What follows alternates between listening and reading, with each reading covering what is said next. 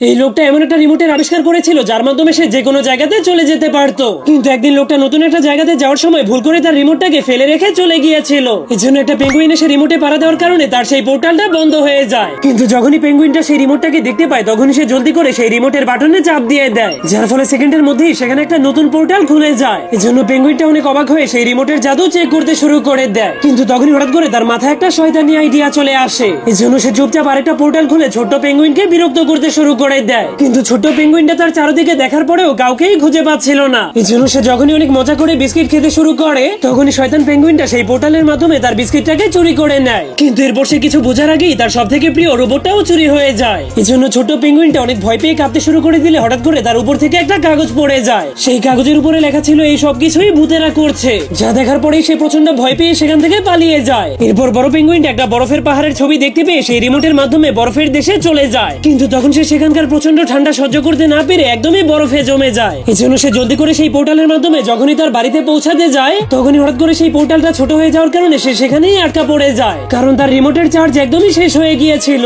যা দেখার পর তার অবস্থা আরো বেশি খারাপ হয়ে যায়। ঠিক তখনই সেই ছোট্ট পেঙ্গুইনটা ঝাড়ু নিয়ে ভূতকে মারার জন্য সেখানে চলে আসে, কিন্তু যখনই সে ওই বড় পেঙ্গুইনটাকে দেখতে পায় তখন সে তাকে ভূত মনে করে ঝাড়ু দিয়ে অনেক জোরে জোরে পিটাতে শুরু করে দেয়, যার কারণে সেও তার মালিকের মতো চিরদিনের জন্য পোর্টালের মধ্যে বন্দী হয়ে যায়।